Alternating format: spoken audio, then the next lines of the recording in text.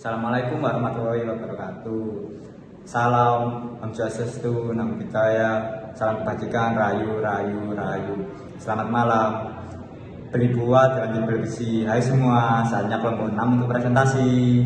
Jadi kali ini kita akan mempresentasikan teori belajar sosial kognitif. Sebelumnya, perkenalkan nama saya Fiona Citra Dinata dengan NIM 25050514037 dan rekan saya.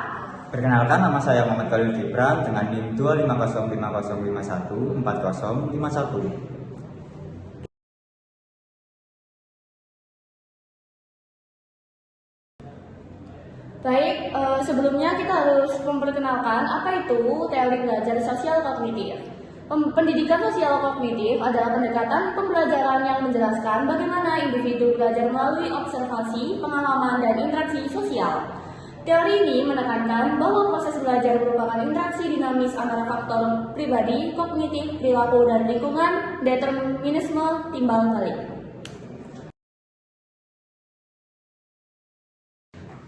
Prinsip-prinsip teori belajar sosial kognitif menekankan bahwa pembelajaran terjadi melalui pengamatan lingkungan sosial dengan adanya interaksi timbal balik antara lingkungan, perilaku, dan individu.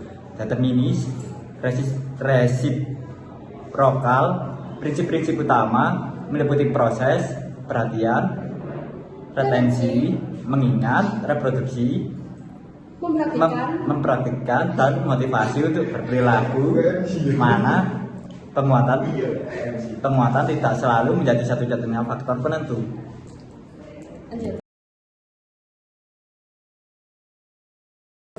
Lalu ada tokoh teori belajar sosial kognitif yaitu Albert Bandura, pelopor utama teori belajar kognitif. Ia mengembangkan konsep belajar melalui observasi dan peniruan model, observational learning, yang ia perkenalkan melalui eksperimen Bobodol. Bandura menekankan interaksi antara lingkungan, perilaku, dan faktor internal kognitif dalam proses belajar.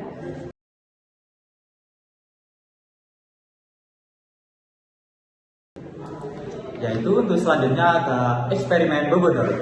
Apa sih itu eksperimen Bobodol? Eksperimen Bobodol adalah serangkaian studi yang dilakukan oleh psikolog Albert Bandura untuk menguji teori pembelajaran sosial, khususnya tentang bagaimana anak-anak meniru perilaku agresif dengan mengamati model dewasa. Hasil menunjukkan bahwa anak-anak yang menyaksikan model dewasa berperilaku agresif terhadap boneka Bobo lebih cenderung menirukan perilaku tersebut meskipun perilaku tersebut ditayangkan di film.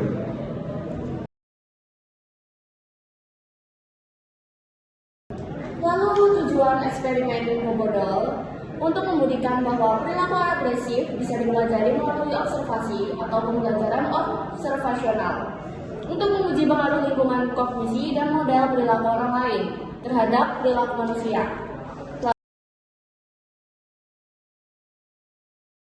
Lalu, kelebihan teori belajar sosial kognitif mendorong kreativitas dan kemandirian. Teori ini membantu siswa mengembangkan pengetahuan individual mereka dan menjadi lebih kreatif serta mandiri dalam pembelajaran. Yang kedua, fokus pada proses mental. Teori ini menekankan pentingnya proses berpikir, ingatan, pemahaman, bukan hanya hubungan, stimulus, dan respons. Lalu memperhatikan peran lingkungan, teori ini menjelaskan bagaimana lingkungan sosial dan interaksi dengan orang lain mempengaruhi dan membentuk perilaku individu. Untuk selanjutnya, fleksibilitas siswa dapat belajar melalui observasi atau peniruan atau pengalaman langsung.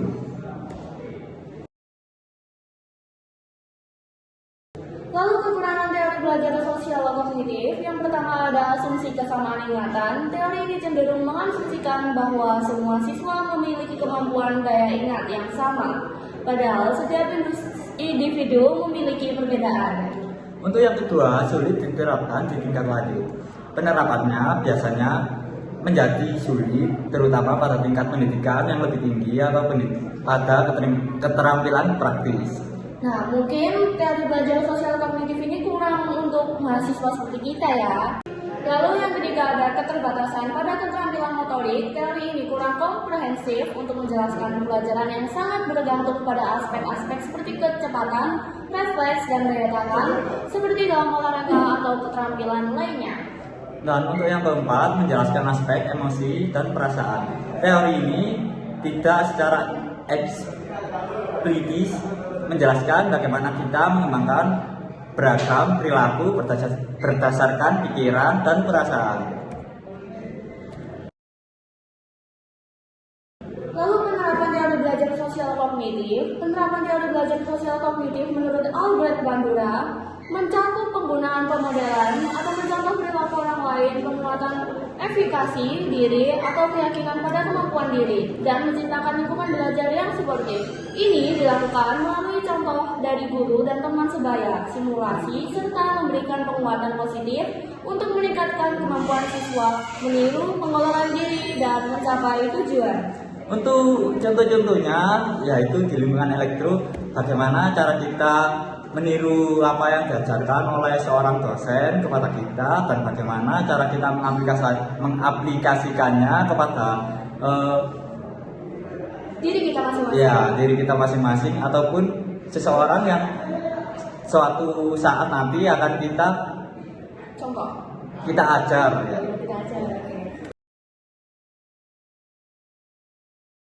Lalu ada kesimpulan teori belajar sosial kognitif adalah bahwa pembelajaran terjadi melalui interaksi antara individu, perilaku, dan lingkungan individu belajar.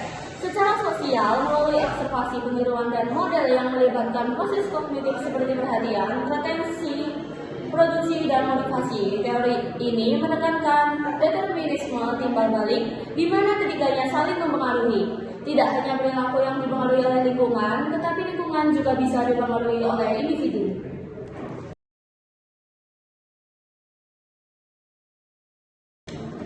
Oke, untuk sesi kali ini saya cukupkan sampai di sini. Mungkin apabila ada salah kata dari kami berdua, kami mohon maaf. Sekian, terima kasih, cukup sekian, dan terima kasih.